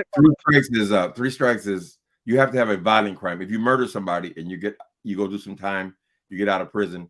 And then the 2nd strike can be anything. You get busted with a crack pipe or whatever. And the 3rd strike can be anything.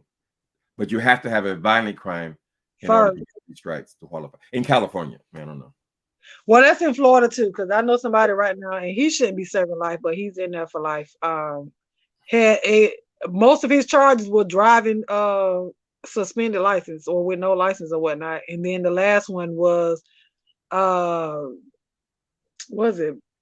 battery? It might have been battery or something like that. And takes a violent crime. Yeah.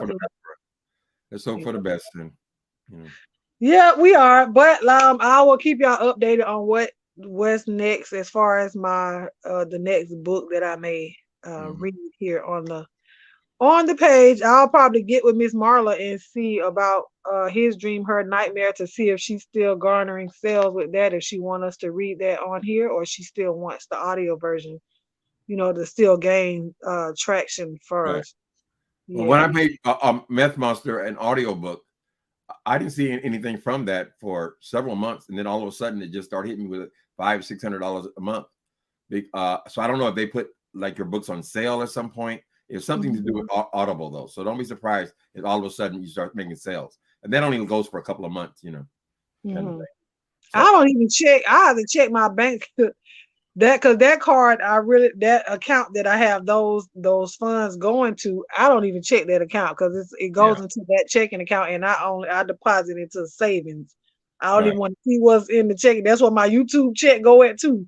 So I don't even be looking at those bank statements. So the next one come out, I'm gonna look at it and see, because she'll tell me sometimes when we've gotten sales, or we've gotten a deposit, she'll let me Right. know. But Right. I just haven't looked at my account to Right. see it or not. So Yeah, book money is slow money, huh? yeah. All of my books, most of I don't make any real profit. I mean, they pay for themselves. It's something I enjoy doing, kind of thing. I don't look to my writing is going to pay my bills. I never do Mhm. that. So we'll Did you see. figure out your commercials? Because I don't know how to put commercials in. I just turn on the monetization and that's it. I know Tracy was trying to tell you about how to put commercials in. I've never Yeah. done it. Well, I think we're both correct. I was saying that when you're alive, you don't get paid for your live broadcasts, right? Mhm. But you do get paid for your replays. So Mhm. if you while you're live, you get 600 views, you don't get paid for that. But if your view eventually garners 2 or 3 thousand, then Mhm. actually, I mean, your replays are a lot longer than your live video.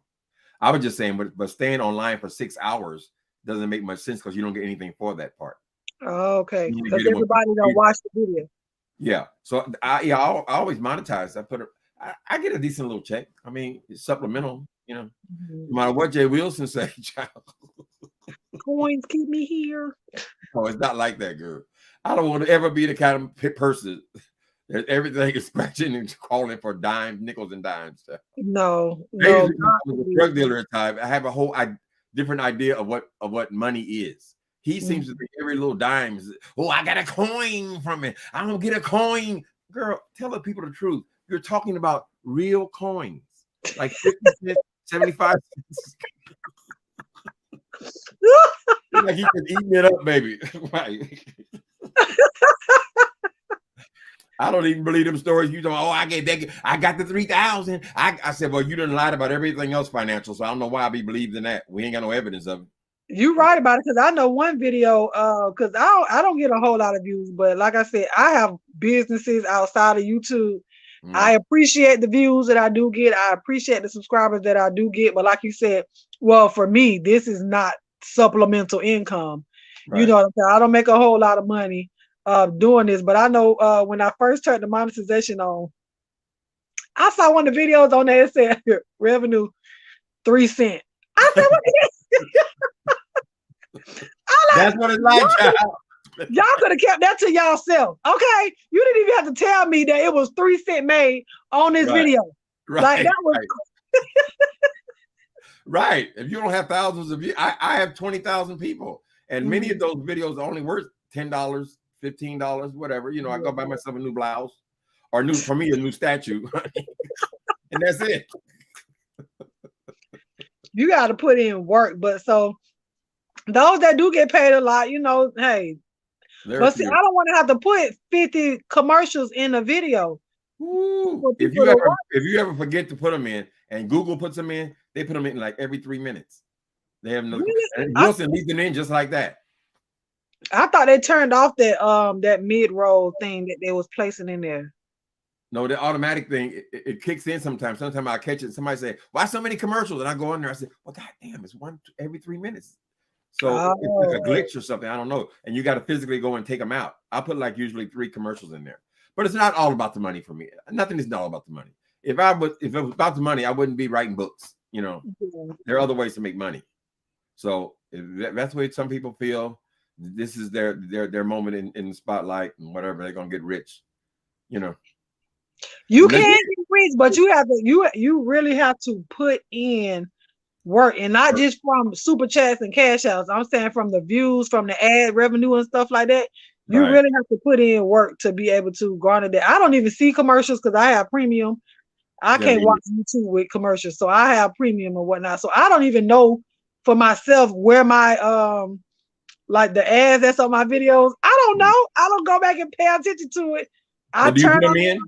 You put them in. You I monetize. don't know how. All I did was I think when I first do it, I think I do a before and then a after the video, and You that's put it. them in. You put No, them in. I don't put nothing in. I just turn on monetization. I don't put nothing in. I don't know how to do that. No, you go to your monetization, and there's a line that goes across there, right? Mm, And then they'll show you breaks every 15 minutes, and you have to click on that, and then just place the ad. I never did that. We'll try it out. You are. I have to go in there. I have to go in there and see because I've never done that. Oh, you haven't. Start doing it. Yeah. Yeah. No commercials. No commercial. Me either, honey. I got premium. Also, I got ad blocker on my computer. I ain't never seen one.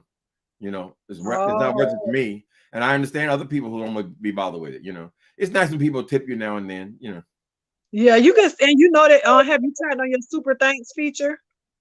Super thanks. No, I don't know Yeah. about that. So what the super thanks is, you go to your monetization, and I think you go to revenue if I'm not mistaken, and you will see down at the bottom on the left hand side it'll say enable super thanks. And so what a super thanks is they can super chat you after your video is going off. You know, super chats normally are only for lives.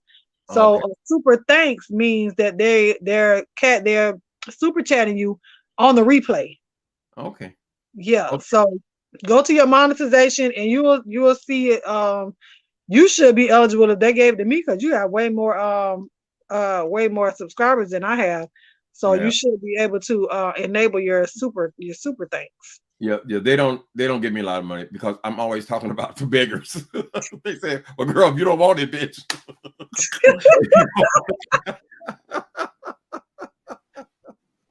It is what it is, you know. Go buy your children a new dress. I ain't tripping like that, you know. Yeah, when they give, and it's greatly appreciated. When they view, it's appreciated. If they don't give, if they don't join the membership, all of it is still The social media, appreciated. right? Yeah, you know, because they don't have to be here and watch us, or they don't have to tip us. They don't have to donate, give us blessings or anything like that. So Right, right. it's Well, all if you run out appreciated. of books to read, you can always read The Meth Monster. I think that's going to surprise you. That is from Okay. that's nonfiction, and it gets deep in as far as the spirituality.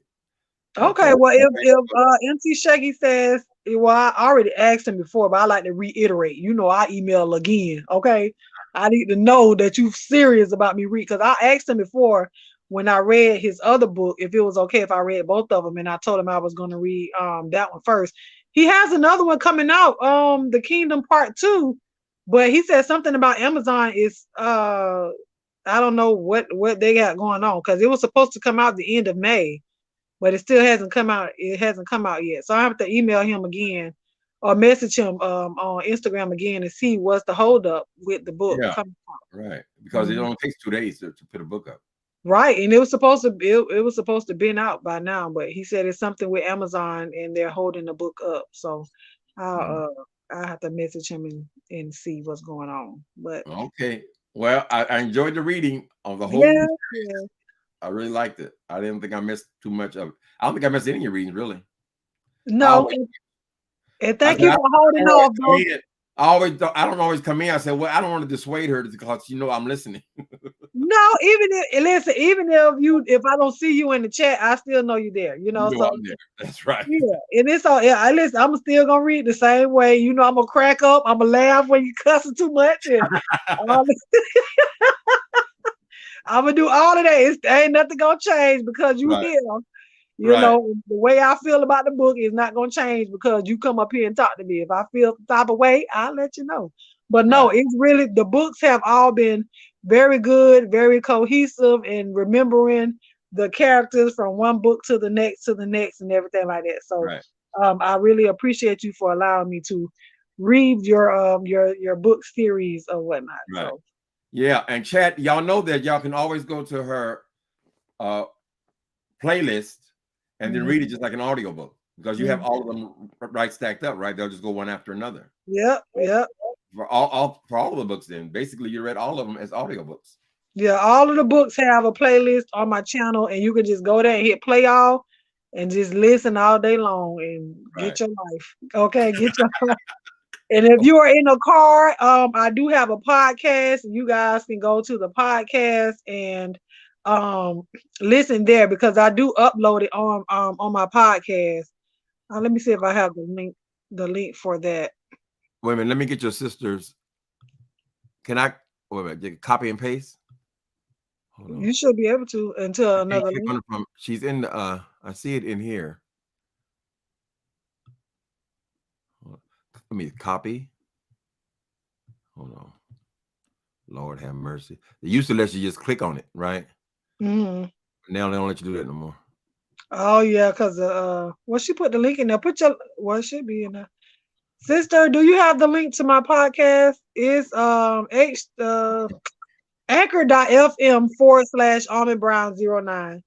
That is Dims. the podcast Okay. Dims. designs. Okay.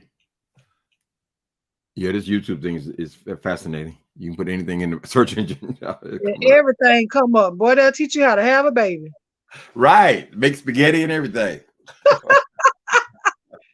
But you All don't right. cook, Uncle Tim. Why you don't Oh, cook? I made spaghetti. I made spaghetti yesterday. Now, the thing is, when you make for yourself, you're by yourself, then you got to eat the same thing every day. So I done froze most of it.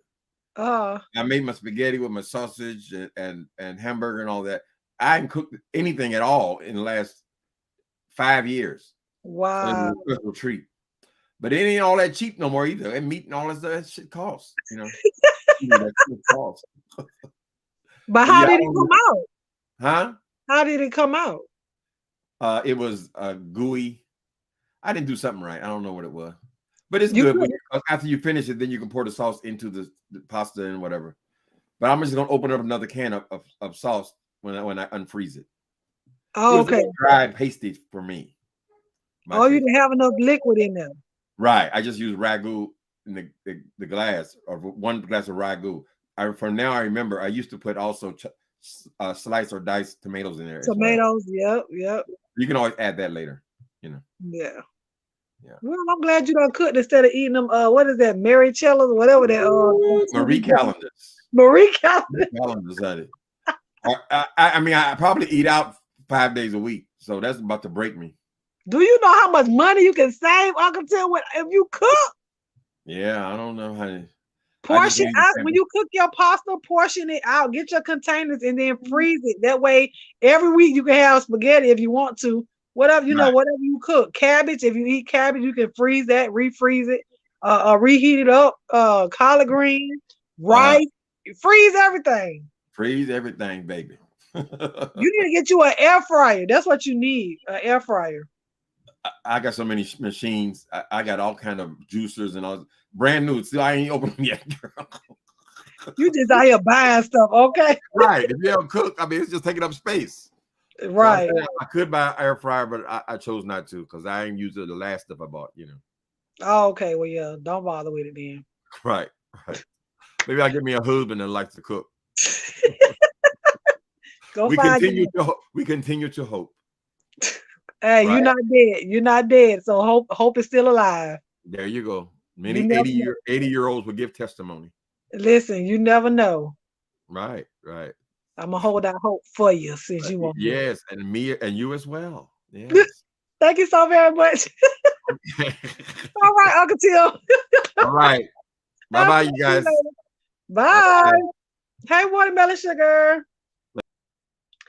All right, you guys. So that was Uncle Tim, and that was our last and final read of The Label. We've read all the books in his series, starting with Love and Gospel Music, The Epiphany, Muse, and The Label. So if you guys want to go and listen to his series, the Love and Gospel Music series, please go back to all of my playlists. Start with Love and Gospel Music, then you go to The Epiphany, then you go to Muse, and then you end with The Label. That way you can read all of them in succession and you will know what the heck is going on.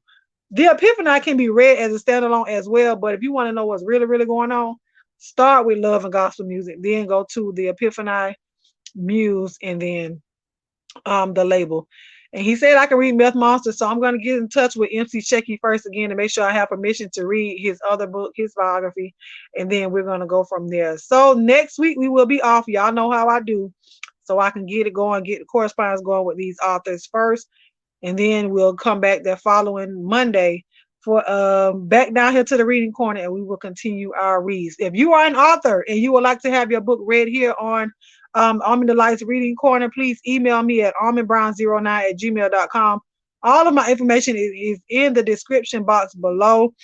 I have narrated 2 audio books. Thank you so much, Watermelon Sugar. I got to come over there and do makeup with you one day. Let me hurry up because my phone on 1%. But all of the links down below are in my description box of all of the books that I have read via Audible on Audible. His Dream, Her Nightmare by Miss Marla Morris. She is Almond Delight, as well as Murder in the Beef Sector by Mr. Timothy Blaine. I also did the audio version for that book. All of the links are in the description box below. Please click on the links to purchase your books via Audible, because I do get paid for that, okay, as well as the author gets paid. So you guys go ahead and do that for me, please. I'm gonna go before my phone turns off. So smile at somebody. It'll change their day. It may even change your day, honey. Even with a mask on, they can still see it in your eyes. I love you guys with the love of God. And there is what, honey? Nothing you can do about it. I'm gonna talk to y'all later, child. Bye. Thank you all for joining another episode of Almond Delights Reading Corner. I pray that you enjoyed yourself and you're relaxing your mind, in your body, and in your spirit. Come back and join us again next week as we continue our reading. If you haven't subscribed, please do so. Be blessed and enjoy your evening.